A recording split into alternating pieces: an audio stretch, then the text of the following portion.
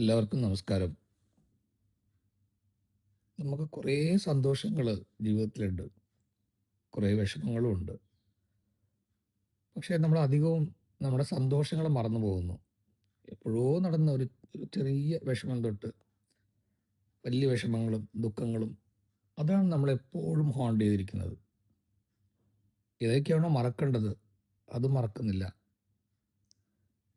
ഏതൊക്കെയാണോ ഓർമ്മിക്കേണ്ടത് മംഗളമുഹൂർത്തങ്ങൾ അത് നമ്മൾ പലപ്പോഴും ഓർമ്മിക്കുന്നില്ല. അതുകൊണ്ടൊക്കെ ആയിരിക്കും അക്കാലത്ത് മംഗളകരമായ ഫോട്ടോസൊക്കെ വീടുകളിൽ വെച്ചിട്ടുണ്ടാവും. ചില റൂമുകളിൽ ഇപ്പോഴും ഉണ്ട്. ഇന്നത്തെ കാലത്ത് അങ്ങനെ തന്നെ ഫോട്ടോസൊക്കെ വെക്കുന്നതില്ല എന്നാണ് പല വീടുകളിലും ഞാൻ കാണുന്നത്. എൻ്റെ വീടടക്കം ഫോട്ടോസ്, കാലണ്ടേഴ്സ് ഒന്നും ഉണ്ടാവില്ല. പ്ലെയിൻ ഹൗസ് അങ്ങനെയാണ്. പക്ഷെ അന്ന് അക്കാലത്തൊക്കെ ഗാന്ധിയെ കണ്ട മുത്തശ്ശൻ്റെ ഫോട്ടോ, ഇന്ദിരാഗാന്ധിയോട് കൂടിയുള്ള തൻ്റെ അമ്മയുടെ ഒരു ഫോട്ടോ, അതൊക്കെ അവർ വെച്ചിരുന്നു. പിന്നെ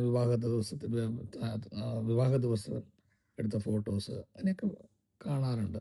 പക്ഷെ പൊതുവെ മനുഷ്യർക്ക് എപ്പോഴും ജീവിതത്തെ എപ്പോഴും നമ്മൾ പ്രസൻറ്റിൽ ജീവിക്കുന്ന സമയത്ത് ഇപ്പം നമ്മൾ ഒരു പാട്ട് പാടുന്നു, അല്ലെങ്കിൽ പാട്ട് കേൾക്കുന്നു, അല്ലെങ്കിൽ നമ്മൾ എന്തെങ്കിലുമൊക്കെ ജോലി ചെയ്യുന്നു. അതുകൊണ്ടൊക്കെയാണ് ഭഗവത്ഗീതയിൽ കർമ്മയോഗയ്ക്ക് അത്രത്തോളം പ്രാധാന്യം കൊടുക്കുന്നത്. നമ്മൾ എന്തിനെങ്കിലും മൈൻഡ്ഫുള്ളോട് കൂടി നമ്മൾ ഫോക്കസ്ഡ് ആയിട്ട് ഒരു ജോലിയിൽ ഏർപ്പെടുന്ന സമയത്ത് നമുക്കൊരു ചിന്തകളും വരുന്നില്ല. നമുക്ക് ഭൂതകാലത്തിലെ വിഷമങ്ങളോ അല്ലെങ്കിൽ ഭാവി കാലത്തിലെ ആങ്സൈറ്റിയോ ഒന്നും നമ്മളെ ബാധിക്കുന്നില്ല. എപ്പോഴെങ്കിലും നമ്മളൊന്ന് റിലാക്സ് ആയിട്ട് ഒന്ന് ഇരിക്കുമ്പോഴോ അല്ലെങ്കിൽ വെറുതെ ആരോടും മിണ്ടാതെ ഇങ്ങനെ പുസ്തകമൊന്നും വായിക്കാണ്ട് യാത്ര ചെയ്യുമ്പോഴൊക്കെയാണ് നമ്മുടെ ഈ ഓർമ്മകളുടെ കുതിര ചിലപ്പോൾ മുമ്പിലേക്ക് ഓടും, അല്ലെങ്കിൽ പിന്നിലേക്ക് ഓടും, ഭൂതകാലത്തിലേക്ക് ഓടും, അല്ലെങ്കിൽ ഭാവി കാലത്തിലേക്ക് ഓടും. അവിടെ ഒന്നും സന്തോഷങ്ങളില്ല. എത്രയോ യാത്രകളിൽ ഞാൻ കണ്ടിട്ടുണ്ട്, തനിച്ച് യാത്ര ചെയ്യുന്ന പ്രത്യേകിച്ച് സ്ത്രീകൾ അവരിങ്ങനെ കർച്ചീഫ് കണ്ണിങ്ങനെ തുടച്ചുകൊണ്ടേയിരിക്കുന്നത് കണ്ടിട്ടുണ്ട്. തനിച്ച് യാത്ര ചെയ്യുന്ന ആൾക്കാർ. ചിലപ്പോഴൊക്കെ തോന്നും, അയ്യോ നമ്മുടെ അമ്മയെ പോലെ ഉണ്ടല്ലോ, നമ്മുടെ അമ്മൂമ്മയെ പോലെ ഉണ്ടല്ലോ, എൻ്റെ മുത്തശ്ശനെ പോലെ ഉണ്ട്, എന്തിനാണ് ഇവരിങ്ങനെ കരയുന്നത്, നമുക്ക് പോയിട്ടൊന്ന് അടുത്ത് നിന്ന് അങ്ങ് എന്തിനാണ് വിഷമിക്കണേ എന്നൊക്കെ പറഞ്ഞാൽ പറയാം, അല്ലെങ്കിൽ എന്തെങ്കിലും തമാശ പറയാം, അത് ചിരിപ്പിക്കാം, അല്ലെങ്കിൽ അവരോട് കൂടി ഒരു കോഫി കഴിക്കാം എന്നൊക്കെ തോന്നും. റെസ്റ്റോറൻറ്റിൽ കൂടി കണ്ടിട്ടുണ്ട് അങ്ങനെ. പക്ഷെ അങ്ങനെ അപരിചിതരോട് പോയിട്ട് അങ്ങനെ സംസാരിക്കാനുള്ള അറിവോ കഴിവോ സത്യത്തിൽ മനസ്സോ എനിക്കില്ല. പക്ഷെ പലപ്പോഴും എനിക്ക് തോന്നും, അയ്യോ ഇങ്ങനെ വിഷമിക്കാൻ ഒരാൾ നമ്മുടെ മുമ്പിൽ ഇങ്ങനെ വിഷമിക്കുമ്പോൾ നമുക്ക് എങ്ങനെയാണ് അതിങ്ങനെ അത് കാണാൻ പറ്റുക. പല സ്ഥലങ്ങളിലും ഞാൻ റെസ്റ്റോറൻറ്റിൽ പുറത്ത് പോയിട്ടുണ്ട്. എത്രയോ ഫോറിനേഴ്സ്, ഇന്ത്യയിൽ മാത്രമല്ല എനിക്ക് പുറത്തും, എല്ലാവർക്കും ഒരു കരയാനായിട്ട് കുറേ കാരണങ്ങളുണ്ടെന്ന് തോന്നുന്നു. തീർച്ചയായിട്ടും ഉണ്ടായിരിക്കും. പക്ഷേ സന്തോഷങ്ങളുടെ ഒരു പട്ടിക നമ്മൾ ഇടണം. കുറേ പേര് ബുക്ക് ഓഫ് ഗ്രാറ്റിറ്റ്യൂഡ് മെയിൻറ്റെയിൻ ചെയ്യുന്നുണ്ട്. ഞാൻ 2-3 എന്താ പറയുക, ഒരു ക്രിയേറ്റീവ് ഗ്രൂപ്പിൽ ഞാനുള്ളത് കൊണ്ട് പഠിക്കുന്ന കുട്ടികൾ, കോളേജിലെ കുട്ടികൾ, അങ്ങനെ കുറേ പേരൊക്കെയുള്ള ഒരു ഗ്രൂപ്പൊക്കെയാണത്. അപ്പോൾ അതിൽ ക്രിയേറ്റീവായിട്ട് ഇപ്പോഴുള്ള പഠിക്കുന്ന കുട്ടികൾ, ഡിഗ്രിയൊക്കെ പഠിക്കുന്ന കുട്ടികൾക്ക് എന്തോരം ഇൻഫർമേഷനാണ് അവരിൽ നിന്ന് നമുക്ക് കിട്ടാൻ പറ്റുന്നത്. ദൈവമേ, അത്ര അപ്ഡേറ്റാണ്. ഇന്നത്തെ കുട്ടികളൊക്കെ അങ്ങനെയാണെന്നൊക്കെ പറയുമ്പോൾ എനിക്ക് ഒന്നും സമ്മതിക്കാൻ വയ്യ. കുറച്ച് പേരടയ്ക്കോ തെറ്റായിട്ട് വഴിക്ക് പോകാം. അധികം കുട്ടികളും നന്നായി പഠിക്കുന്നുണ്ട്, അവർക്ക് നല്ല അറിവുണ്ട്. കുറേ പുതിയ പുതിയ പുസ്തകങ്ങൾ അവർ വീട്ടിലൊക്കെ കുറേ ലൈബ്രറിയിൽ കുറേ പുസ്തകങ്ങളുണ്ട്. അപ്പോൾ അവരോട് നിങ്ങൾക്കൊക്കെ അറിയും തോന്നുന്നു, നമ്മുടെ മലയാളത്തിലെ പ്രശസ്തനായ നടൻ ശ്രീ മധു, അദ്ദേഹത്തിന് വാട്സപ്പ് അറിയാം, യൂട്യൂബ് അറിയാം, എല്ലാം അറിയാം. കാരണം അദ്ദേഹത്തിൻ്റെ വളരെ ക്ലോസ് ആയിട്ട് സുഹൃത്തുക്കളൊക്കെ 20-25 വയസ്സിന് താഴെയുള്ള കുട്ടികളാണ്. അതെല്ലാം അറിയാം അദ്ദേഹത്തിന്, എല്ലാം അപ്ഡേറ്റാണ്. രാഷ്ട്രീയത്തിനെ പറ്റി അറിയാം. അപ്പോൾ ഇക്കാലത്തെ കുട്ടികൾക്ക് അത്ര ബുദ്ധിയുള്ള കുട്ടികളാണ്. ഞാൻ കാണുന്നത് എപ്പോഴും കുട്ടികളിലുള്ള നന്മകൾ മാത്രമാണ്. പറഞ്ഞു വന്നത്, ഈ ജീവിതത്തിലെ സന്തോഷമായ നിമിഷങ്ങൾ നമ്മളെപ്പോഴും ഓർക്കാനായിട്ട് ഈ ബുക്ക് ഓഫ് ഗ്രാറ്റിറ്റ്യൂഡ് ഈ കുട്ടികളിൽ നിന്ന് നമ്മൾ പഠിച്ചതാണ്. ബുക്ക് അത് പ്രിൻ്റ് ചെയ്തും കിട്ടുന്നുണ്ട്. ജീവിതത്തിൽ നമുക്ക് കിട്ടിയ എല്ലാ നല്ല മുഹൂർത്തങ്ങളും ഓർമ്മിക്കാനായിട്ടുള്ള നല്ല മുഹൂർത്തങ്ങൾ. ഉദാഹരണത്തിന് ആദ്യം അച്ഛനമ്മയുടെ കൂടെ എടുത്ത ഫോട്ടോ, ആദ്യത്തെ പിറന്നാളിൻ്റെ ഫോട്ടോ അമ്മയും അച്ഛനും കാണിച്ചു തരുന്ന ഉള്ള സന്തോഷം. സ്കൂളിലേക്ക് പോയ ദിവസം ഒന്ന് ഓർമ്മ പുതുക്കാം. ആ പിന്നെ ടീച്ചർമാരൊക്കെ നല്ല വാക്ക് പറഞ്ഞത്, നന്നായി പാടുന്നു മോനെ, എന്നിൽ നിന്ന് ഞാൻ പറയാം, നന്നായി പാടുന്നു, നല്ല മാർക്ക് എടുത്തല്ലോ, വെരി ഗുഡ് എന്ന് പറഞ്ഞത്. ടീച്ചർമാരും ഹെഡ് മിസ്സൊക്കെ ഇടയ്ക്കിടയ്ക്ക് എന്നെ എടുത്ത് ഒരു പാട്ട് പാടെന്ന് പറഞ്ഞ് എനിക്ക് ഉമ്മ തന്നത്. പിന്നെ ഞാൻ ഓടുമ്പം പിന്നെ ഓടി വന്ന് എൻ്റെ കൂടെ പിന്നെ പിടിച്ച് എന്നെ പാടാൻ പറയുമ്പോഴൊക്കെ ഞാൻ രക്ഷപ്പെട്ട് ഓടിപ്പോവും. അപ്പോൾ പിന്നെ ചില മാഷന്മാരൊന്ന് ഓടി വന്ന് അങ്ങനെ സ്നേഹത്തിൽ എന്നെ എടുത്ത് കൊണ്ടോ, അങ്ങനെയൊക്കെ എനിക്ക് ഓർമ്മയുണ്ട്. അവിടെ നിന്ന് തൊട്ട് നമ്മുടെ സ്കൂളിൽ ജയിച്ച് നമ്മൾ പഠിച്ചത്, സർട്ടിഫിക്കറ്റ് വാങ്ങിച്ചത്, പല പല യാത്രകൾ, അച്ഛൻ്റെ അമ്മയുടെ കൂടെയുള്ള യാത്രകൾ, പിന്നെ അമ്മാവന്മാരും അമ്മായിമാരുടെ സ്നേഹം, പല പല വളരെ വേണ്ടപ്പെട്ട സ്വന്തം ബന്ധങ്ങളോടുള്ള വിശേഷങ്ങൾ പോയത്, അങ്ങനെ നമുക്ക് എത്രയോ സന്തോഷങ്ങൾ അവിടുന്ന്. നല്ല ജോലി, യാത്ര, ആദ്യ വിമാനയാത്ര, ഇന്ത്യക്ക് പുറത്തുള്ള പല യാത്രകൾ, അവാർഡുകൾ, എന്തെല്ലാം എന്തെല്ലാം എന്തെല്ലാം സന്തോഷങ്ങൾ. ആത്മീയമായിട്ടുള്ള പല ഗുരുക്കന്മാരെ കണ്ടത്, എത്രയോ സ്ഥലങ്ങളിലെ ഗുരുക്കന്മാരെ തേടി യാത്ര ചെയ്തു പോയത്, അവരോടുള്ള അനുഗ്രഹം വാങ്ങിച്ചത്, ആദ്യമായി വന്ന് പുസ്തകം പബ്ലിഷ് ചെയ്തു. അങ്ങനെ എനിക്കുള്ളതുപോലെ നിങ്ങൾക്ക് എല്ലാവർക്കും ഓരോന്നുണ്ടാകും. ആ സന്തോഷങ്ങളൊക്കെ നമ്മൾ അധികം പറയുന്നത് എന്താ വെച്ചാൽ ബുക്ക് ഓഫ് ഗ്രാറ്റിറ്റ്യൂഡിൽ അത് നമ്മളിങ്ങനെ എഴുതിയിട്ട് വരണമെന്ന്.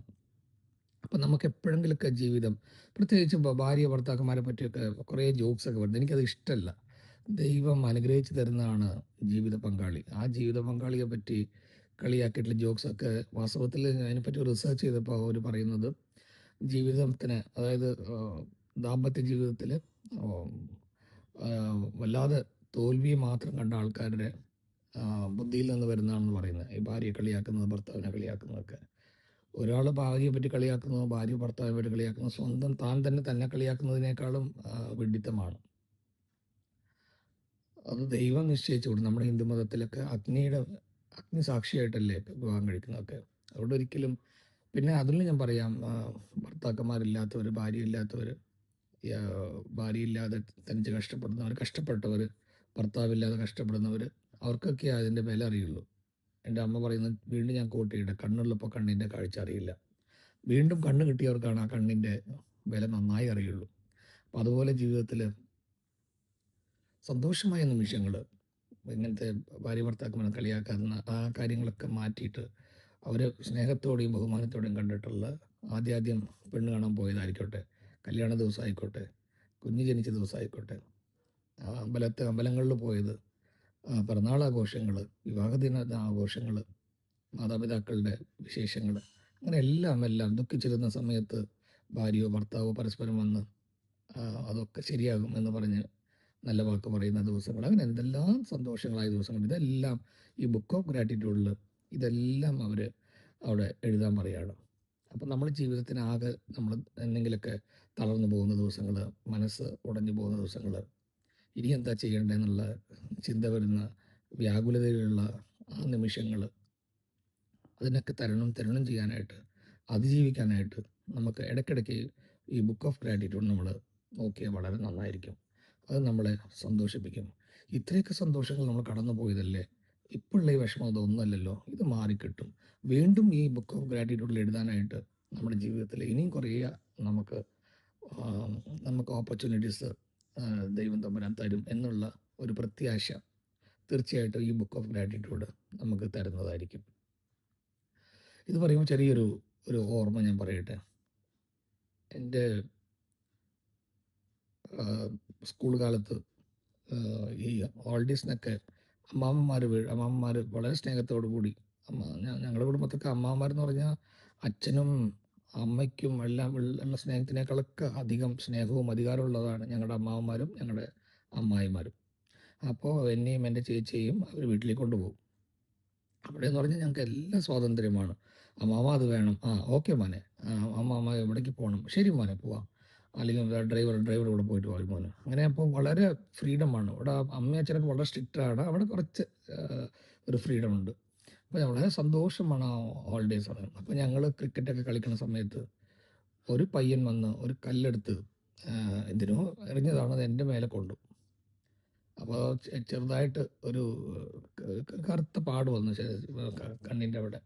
മാറി. പക്ഷേ ഇവൻ കാശ്മീരിൽ നിന്ന് വന്ന പയ്യനാണ്, അടുത്ത വീട്ടിലെ പയ്യനാണ്. അവൻ ഇത് കഴിഞ്ഞിട്ട് അവൻ ഓടിപ്പോയി, അവൻ്റെ വീട്ടിലേക്ക് ഓടിപ്പോയി. അപ്പോൾ അമ്മാവൻ പറഞ്ഞു, പോട്ടെ മോനെ, നമ്മളവരോടൊന്നും പോകണ്ട, അറിയാതെ ചെയ്തതല്ലേ. അല്ല അമ്മമ്മ, എനിക്ക് കുട്ടിയല്ലേ, എന്നെ അങ്ങനെ ചെയ്യാമോ, ഞാനൊന്നും ചെയ്തില്ലല്ലോ, അവനെ തല്ലണം എന്നൊക്കെ പറഞ്ഞു. അങ്ങനെയൊന്നും പറയാൻ പാടില്ല, അതൊക്കെ തെറ്റല്ലേ കുട്ടി, അങ്ങനെയൊന്നും പറയാൻ പാടില്ല, ക്ഷമിക്കണം എന്നൊക്കെ പറഞ്ഞ് മരുന്ന് കിട്ടും. ശരിക്കും ഇവൻ്റെ മുഖം അപ്പോഴുണ്ട്. പക്ഷെ എൻ്റെ ഉള്ളിൻ്റെ ഉള്ളിൽ അവനെ ഒരു ദിവസം നമ്മൾ തല്ലണ്ടേ പറഞ്ഞു. അവനെ വേണം, അവന് ബുദ്ധി വേണ്ട. എൻ്റെ അടുത്ത് എന്നെ കല്ലെറിഞ്ഞത്, ഞാൻ അവനെ കല്ലെറിഞ്ഞില്ലല്ലോ, അറിയാതെയാണ്.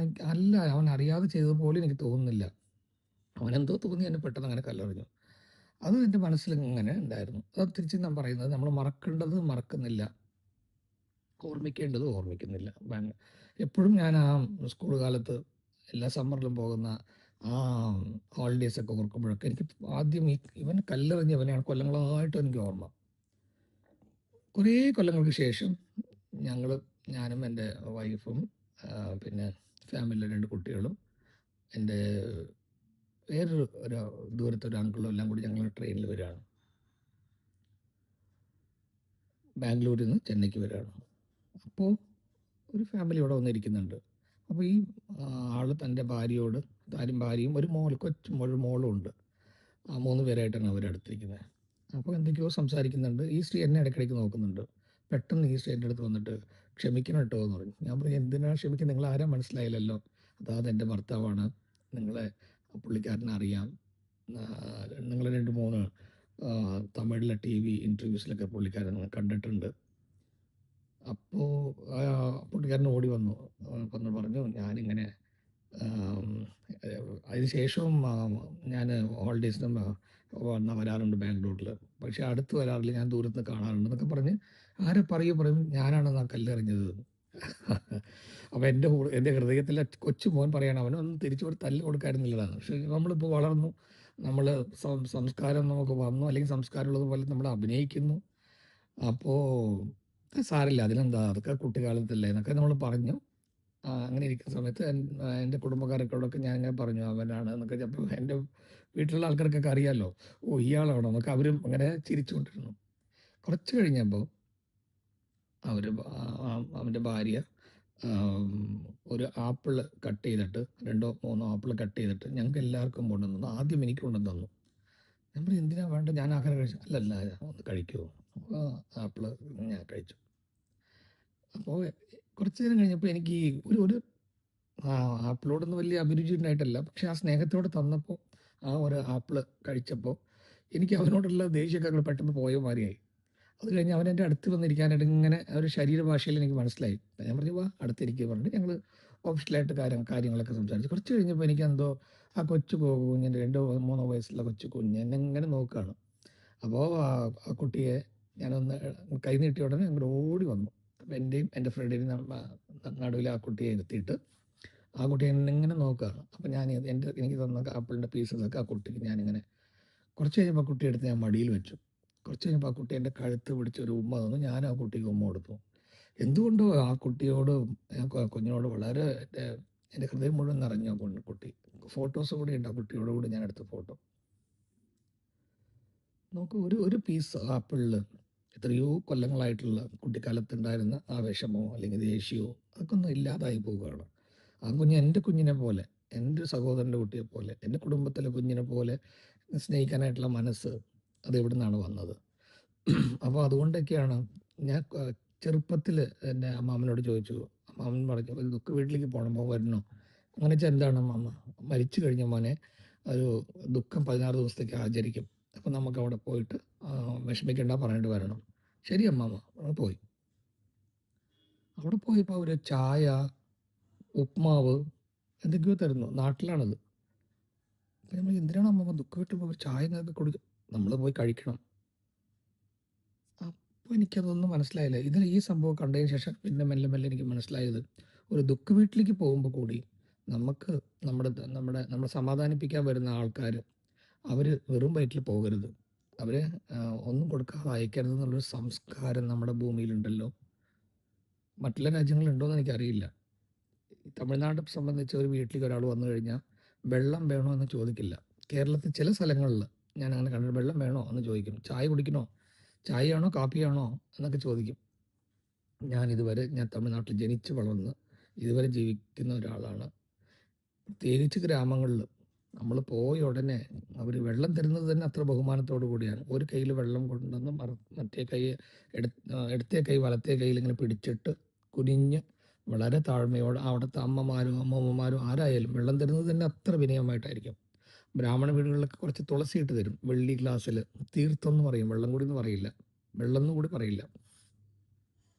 അത് കഴിഞ്ഞാൽ എന്തെങ്കിലും കഴിക്കാനായിട്ട് ഫ്രൂട്ട്സോ മിക്സ്ചറോ നമ്മൾ കഴിക്കുന്നു വലിയ വേണമെന്നും ചോദിക്കില്ല, അവിടെ കൊണ്ടുവന്ന് വയ്ക്കും. കുറച്ച് കഴിഞ്ഞുടനെ അവരിഷ്ടം ചായയാണോ കാപ്പി, ചിലപ്പോൾ നമ്മൾ ചായ കുടിക്കാത്ത ആൾക്കാരായിരിക്കും കാപ്പി, പക്ഷെ അവർ കാണിക്കുന്ന ആ സ്നേഹം കൊണ്ട് ആ എന്താ പറയുക ആതിഥേയത്വം അത് അവർ കേട്ടിച്ച് കണ്ടിട്ട് നമുക്ക് ഒന്നും കഴിക്കാതിരിക്കാൻ പറ്റില്ല. അപ്പോൾ നമ്മൾ കാപ്പി കുടിക്കാത്ത ആൾക്കാരായിരിക്കാം, ചായ കുടിക്കാത്ത ആൾക്കാരായിരിക്കാം, നമ്മളത് കുടിക്കും. അപ്പോൾ ആ സംസ്കാരം നോക്കും. നമ്മൾ ഒരു ആഹാരം കൊണ്ട് ഒരു ബോണ്ടിങ് ഇപ്പോൾ എൻ്റെ ഫ്രണ്ട്സൊക്കെ പറയും നമ്മൾ ഒന്നിച്ച് ആഹാരം കഴിക്കണ്ട. നമ്മൾ കുക്കിംഗ് ചെയ്ത ആൾക്കാർ ഡിഗ്രിയൊക്കെ പഠിക്കുന്ന സമയത്ത് അതെന്താ, ഞാനുണ്ടാക്കിയ ആഹാരം നമ്മളെല്ലാവരും ഒന്നിച്ച് നമ്മൾ കഴിച്ചാൽ ഒരു പാത്രത്തിലെ ആഹാരം നമ്മൾ കഴിച്ചു കഴിഞ്ഞാൽ നമുക്ക് എല്ലാവർക്കും ബോണ്ടിങ് ഉണ്ടാവുമെന്ന് രമേഷ് ഒരു ഫ്രണ്ട് പറയാറുണ്ട്. അത് നന്നായി കുക്ക് ചെയ്യും. ചെറുപ്പത്തിലൊക്കെ കുക്ക് ചെയ്യാനായിട്ടുള്ള ഒരു വാസന ചിലർക്ക് ഉണ്ടാകുമല്ലോ. അപ്പോൾ ഒരു വീട്ടിൽ പുറത്തൊക്കെ പോകുന്ന സമയത്ത് ഞങ്ങളെയൊക്കെ വിളിച്ചിട്ട് വെജിറ്റബിളൊക്കെ ഓരോരുത്തർ കട്ട് ചെയ്യും. അമ്മയൊക്കെ ചെയ്യുന്നത് ഞങ്ങൾ കണ്ടിട്ടുള്ളൂ. അപ്പോൾ ഇവരെ സഹായിക്കുമ്പോൾ നന്നായി കുക്ക് ചെയ്യും. എന്നിട്ട് എല്ലാവർക്കും പാർസൽ കൊടുക്കും, അമ്മമാർക്ക് കൊണ്ടുപോയി കൊടുക്കും എൻ്റെ കുക്കിംഗ് അങ്ങനെ. അപ്പോൾ രമേഷ് പറഞ്ഞാൽ എല്ലാ അമ്മമാർക്കും ഇഷ്ടമാണ്. ചില ആൾക്കാരൊക്കെ ഇവനോട് ചോദിക്കും ഈ ഫുഡ് എങ്ങനെയാണ് മോനെ ഉണ്ടാക്കിയതെന്നൊക്കെ. അങ്ങനെ നല്ല പേരുള്ള ആൾ. അപ്പോൾ ഈ ആഹാരം ഒന്നിച്ച് കഴിക്കുന്ന സമയത്ത് അതുകൊണ്ടല്ല നമുക്ക് ഗെറ്റ് ടുഗദറൊക്കെ തുടങ്ങിയത് കൊണ്ടാണ്. നമ്മൾ സ്പിരിച്വലായിട്ട് റിട്രീറ്റ് വയ്ക്കുന്നത് അതുകൊണ്ടാണ്. എത്ര തന്നെ ഫോണിൽ സംസാരിച്ചാലും എന്ത് തന്നെ നേരിട്ട് കാണുമ്പോഴും അവർ ഒന്നിച്ചൊരു കാപ്പിയോ ഒരാഹാരം ഒന്നിച്ച് കഴിക്കുമ്പോഴും ഒരു കിച്ചണിൽ ഒരു പാത്രത്തിലുണ്ടാക്കിയ ഒരു പാത്രം ചോറാണ് നമ്മൾ പങ്കിട്ട് കഴിക്കുന്നത്. അപ്പം നമ്മളറിയാണ്ട് തന്നെ ഒരു ബോണ്ടിങ് ഉണ്ടാകും. ബൈബിളിൽ അതുകൊണ്ടൊക്കെയാണ് നോക്കൂ, അപ്പം അവസാനം യേശുക്രിസ്തുവിനെ ക്രൂശിൽ ക്രൂശിക്കുന്നതിന് മുമ്പ് തലേ ദിവസം അദ്ദേഹത്തിന് അറിയാം ഇങ്ങനെയൊക്കെ നടക്കുന്നു. അപ്പോൾ അപ്പം എടുത്ത് തൻ്റെ ശിഷ്യന്മാർക്കെല്ലാം കൊടുത്തിട്ട് ഒന്നിച്ചവർ ഭക്ഷിച്ചു അല്ലേ. അവരപ്പോൾ ഒരു വണ്ണസിന് വേണ്ടിയിട്ടാണത്. അതിലും ഒരു ദ്രോഹി ഉണ്ടായിരുന്നു. അയാളെ ഒറ്റുകൊടുത്ത് അയാൾ ക്ഷമ ചോദിച്ചിരുന്നെങ്കിൽ ക്ഷമ കിട്ടി കാണും. പക്ഷെ അയാൾ ആത്മഹത്യ ചെയ്ത് മരിച്ചുപോയി കുറ്റബോധം കൊണ്ട്. എപ്പോഴും മറ്റുള്ളവരെ വേദനിപ്പിക്കുന്നവർക്കും ദ്രോഹിക്കുന്നവർക്കും അറിയാതെ ചെയ്തത് ഓക്കെ, പക്ഷെ പ്ലാൻ ചെയ്ത് ഇങ്ങനെ മനസ്സിൽ വിഷം വെച്ച് ഇത് ഇങ്ങനെ അവരെ ദ്രോഹിക്കുന്ന ആൾക്കാർക്കൊക്കെ വാസ്തവത്തിൽ സമാധാനം ഉണ്ടാകില്ല. മറ്റുള്ളവർക്ക് സമാധാനത്തിൽ ഉണ്ടാകണം എന്ന് നമ്മൾ ആഗ്രഹിക്കുന്നൊരു അർത്ഥമുണ്ട്. എന്താ വെച്ചാൽ എല്ലാവരും സമാധാനമായിട്ടുണ്ടെങ്കിലേ നമുക്ക് സമാധാനം ഉണ്ടാകുള്ളൂ. കാരണം peaceless people cannot give peace to others എന്ന് പറയും. സമാധാനമില്ലാത്തവർ എങ്ങനെയാണ് മറ്റുള്ളവർക്ക് സമാധാനം കൊടുക്കാൻ പറ്റുക? ഒരാൾ വീട്ടിൽ വന്ന് ഇങ്ങനെ വെറുതെ എല്ലാവരും ചീത്ത പറയുന്ന കാരണം എന്താണ്? അയാൾക്ക് അടിസ്ഥാനപരമായിട്ട് സമാധാനമില്ല. അയാൾക്ക് സമാധാനമുണ്ടെങ്കിൽ ആ കുടുംബത്തിലുള്ള എല്ലാവർക്കും സമാധാനം ഉണ്ടാവും അല്ലേ. അപ്പോൾ പീസിന് എത്രത്തോളം വാല്യൂ ഉണ്ടെന്ന് ആലോചിച്ച് നോക്കൂ. അതുകൊണ്ടൊക്കെയാണ് നമ്മൾ മറ്റുള്ളവർ മറ്റുള്ളവർ ക്ഷമിക്കുമ്പോൾ വാസ്തവത്തിൽ നമുക്കാണ് വളരെ അളവ് കടന്ന ഒരു സന്തോഷവും സമാധാനവും ഉണ്ടാകുന്നത്. അതുകൊണ്ട് മനുഷ്യരുടെ സ്നേഹബന്ധങ്ങൾ ഇങ്ങനെ ഒന്നിച്ച് പോകാനൊക്കെ വല്ലപ്പോഴൊക്കെ ഒന്നിച്ച് കാണുന്നതും ഒന്നിച്ചൊരു ആഹാരം കഴിക്കുന്നതും പരസ്പരം സ്നേഹത്തെയും ആഹാരത്തെയൊക്കെ നമ്മൾ പങ്കുവയ്ക്കുന്നതൊക്കെ പണ്ടൊക്കെ ഉണ്ടായിരുന്നു. ഒരു വീട്ടിൽ അമ്മയുടെ ഫ്രണ്ട്സൊക്കെ എന്തെങ്കിലും ഫുഡ് ഉണ്ടാക്കി കഴിഞ്ഞാൽ എൻ്റെ അമ്മയെ വിളിച്ച് പറയും ഇങ്ങനെ ഉണ്ടാക്കിയിട്ടുണ്ട്, ഇതൊക്കെ ഇഷ്ടമാണോ, മക്കൾക്ക് ഇഷ്ടമാണോ? അതിനെന്താണ്, അയച്ചോളൂ, അധികം വേണ്ട കേട്ടോ എന്ന് പറയും. അതേപോലെ ഉടനെ അമ്മ തിരിച്ച് ആ പാത്രങ്ങളൊക്കെ കൊടുത്തയക്കുന്നതിന് മുമ്പ് അവർക്ക് പിടിച്ചത് എന്താണെന്ന് അന്വേഷിച്ചിട്ട് കൊടുക്കാറുണ്ട്. അങ്ങനെയൊക്കെ. അതുപോലെ എന്തെങ്കിലും സ്നാക്സ് ഉണ്ടാക്കുന്ന സമയത്ത് 2-3 പേരുണ്ടാക്കിയിട്ട് ബാക്കിയുള്ള സുഹൃത്തുക്കൾക്കൊക്കെ കൊടുത്തയക്കുന്നതൊക്കെ കണ്ടിട്ടുണ്ട്. അങ്ങനത്തെ ഒരു സമൂഹം നമുക്ക് ഉണ്ടായിരുന്നു. ഇപ്പോഴൊക്കെ അങ്ങനത്തെ ഒരു സമൂഹം ഒരു സ്വപ്നത്തിൽ മാത്രമേ ഉള്ളൂ. പക്ഷെ പ്രതീക്ഷകളുണ്ട്. ഇപ്പോഴും ആത്മീയമായിട്ടുള്ള പല ഗ്രൂപ്പുകളും ഇടയ്ക്കിടയ്ക്ക് റിട്രീറ്റ് വയ്ക്കുന്നുണ്ട്. നമ്മളെല്ലാവരും ഓരോരുത്തർ ഓരോ ഫുഡ് കൊണ്ടുപോകും. എല്ലാവരും ഒന്നിച്ചിരുന്നിട്ട് ആഹാരമൊക്കെ കഴിച്ച് മെഡിറ്റേഷൻ ചെയ്യുന്ന ആൾക്കാർ, ഭഗവത്ഗീത ക്ലാസ്സിൽ, ശ്ലോകങ്ങൾ പഠിക്കുന്ന ക്ലാസ്സിൽ, അതെല്ലാം കഴിഞ്ഞിട്ട് വരുന്ന വരുന്ന അനുഭവങ്ങൾ ഇപ്പോൾ മെല്ലെ മെല്ലെ വരുന്നുണ്ട്. കുറേ കുട്ടികൾ നന്നായി പാട്ട് പാടുന്നുണ്ട്. മ്യൂസിക് കോൺസേർട്ടിലൊക്കെ വിളിക്കുന്ന സമയത്ത് അവിടെ നല്ല സദ്യകളാണ് അവർ ഒരുക്കുന്നത്. തിരിച്ചു പോകുമ്പോൾ ആരും വിശന്ന് പോകരുത് എൻ്റെ മകൻ്റെ അല്ലെങ്കിൽ മകളുടെ ഈ പ്രോഗ്രാം കഴിഞ്ഞ് പോകുമ്പോൾ എന്നുള്ള അതൊക്കെ അവിടെ ചെന്നൈയിലുണ്ട്. ഞാൻ ബാംഗ്ലൂരിലുള്ളതായിട്ട് എൻ്റെ സുഹൃത്തുക്കൾ പറയുന്നുണ്ട്. നാട്ടിൽ എനിക്ക് അറിയുന്നില്ല. പക്ഷെ നാട്ടിലും പാലക്കാട്ടിലും ഞാൻ കണ്ടിട്ടുണ്ട്. ചെറിയ ചെറിയ സ്ഥലങ്ങളിൽ പോകുമ്പോൾ പോലും ഒരു അമ്പലത്തിൽ പ്രസാദം വെച്ച് നമ്മൾ കാത്തിരിക്കുന്നത്, അപ്പോൾ പുറപ്പെടുന്ന സമയത്ത് എന്തെങ്കിലും ഒരു റിട്ടേൺ ഗിഫ്റ്റൊക്കെ തരുന്നതൊക്കെ കണ്ടിട്ടുണ്ട്. ഏതായാലും അതുപോലത്തെ നമ്മുടെ മാതാപിതാക്കളുടെ കാലത്ത് നടന്ന അതുപോലുള്ള ഒരു നല്ല സംസ്കാരം, സ്നേഹത്തിൻ്റെ സംസ്കാരം, ആഹാരവും സ്നേഹവും എല്ലാം പങ്കുകൊടുത്തിട്ടുള്ള ആ പുഞ്ചിരിയോട് കൂടിയുള്ള ആ ഒരു കാലം സ്വപ്നത്തിലല്ലാതെ നമ്മുടെ ഇന്നത്തെ ഈ കാലത്തും അത് തുടർന്ന് വരട്ടെ. നമ്മുടെ അടുത്ത ജനറേഷനിലേക്കും ആ സംസ്കാരം നമുക്ക് കൊടുക്കുമാറാകട്ടെ എന്ന് പ്രത്യാശിക്കുന്നു. ഏറെ സ്നേഹം, സന്തോഷം, ശുഭദിനം നേരുന്നു. നമസ്കാരം.